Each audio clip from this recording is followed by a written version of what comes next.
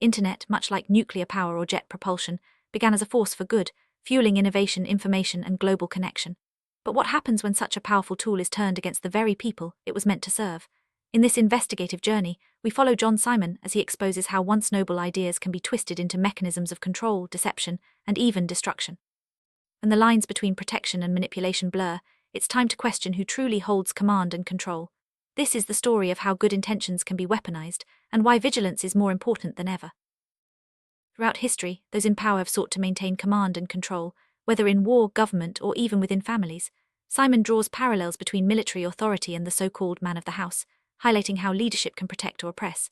When weapons and technology fall into the wrong hands, their purpose shifts from defense to domination.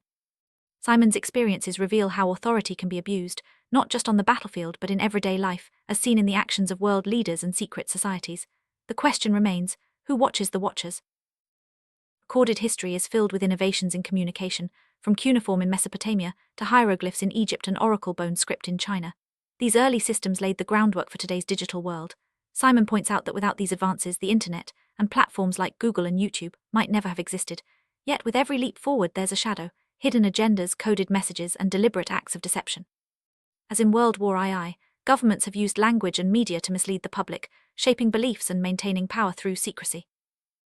Simon describes a world where deception is woven into the fabric of daily life. From political broadcasts to news reports, misinformation is used to manipulate public opinion and maintain control. The consequences are severe, not just for those governed, but for people around the world. Events like the September 11 attacks and wars in the Middle East are cited as examples of how deception can justify violence and suppress dissent. Simon's story is a warning: when truth becomes a casualty, everyone is at risk. Simon alleges that he has been personally targeted by a network of powerful individuals and organizations. He describes a mechanism of lies and deceit, orchestrated for land acquisition and the exploitation of his achievements.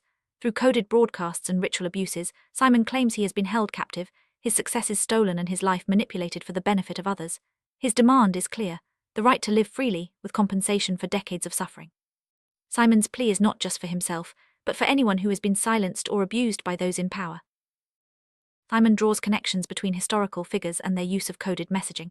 From Churchill's radio broadcasts to Roosevelt's fireside chats, leaders have long communicated in ways that only insiders could fully understand. Hitler and Hirohito also used media to deceive and direct their followers. Simon suggests that these tactics are still in use today, with modern technology amplifying their reach. The lesson: always look beyond the surface, as the real message may be hidden in plain sight. Internet, Google, and YouTube, what Simon calls the Big Three, have revolutionized communication. But with great power comes great responsibility, and Simon questions whether these platforms are being used for good or for deception. He alleges that his own YouTube channels have been censored and mismanaged, not for violating rules, but for exposing uncomfortable truths. The internet's potential for connection is undeniable, but so is its capacity for surveillance, manipulation, and control.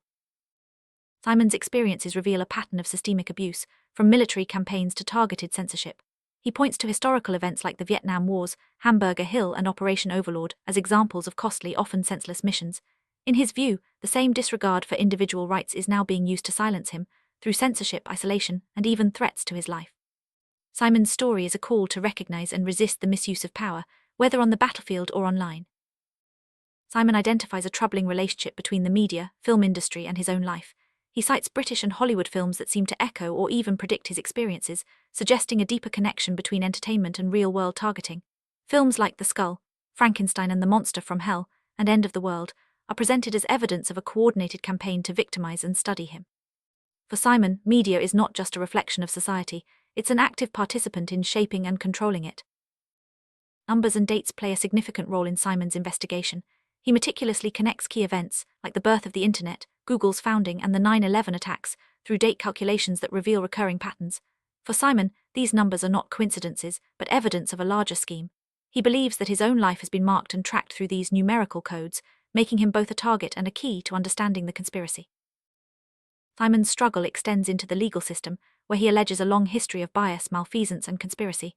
From family court proceedings in Los Angeles to interventions by child services, Simon claims that the system was rigged against him. He names specific attorneys, judges, and officials, challenging them to respond to the evidence he has gathered. For Simon, the courts have not been a place of justice, but another arena for manipulation and abuse. Simon describes being used as a marker in a series of ritualistic acts, from forced removals and psychological abuse to physical markings on his body. He draws connections between these experiences and major political events, suggesting that his life has been manipulated for symbolic purposes. The use of films, coded messages, and even physical locations all point to a larger pattern of control. Simon's story is one of resilience in the face of relentless targeting. Simon presents film clips and images as evidence of the coded messaging and targeting he has experienced. He analyzes scenes from All the President's Men and The Medusa Touch, drawing parallels between their content and key events in his life. Addresses, numbers, and even frame times are interpreted as markers, reinforcing his belief in a coordinated campaign. For Simon, these films are not just entertainment, they are part of the evidence. Report details how Simon's life has been shaped by coded abuse, physical, psychological, and digital. From body markings to manipulated online content, Simon believes every aspect of his existence has been used for someone else's agenda. Yet he continues to resist, documenting his experiences and demanding accountability. The struggle is ongoing, but Simon's determination to expose the truth remains unwavering. As the report concludes, Simon issues a powerful call for justice. He challenges those responsible for his suffering to face him openly, rather than hiding behind institutions or secret societies. The misuse of technology, the manipulation of health and rights, and the targeting of individuals for political or religious reasons must end. Simon's story is a testament to the resilience of the human spirit, and a warning of what can happen when power goes unchecked.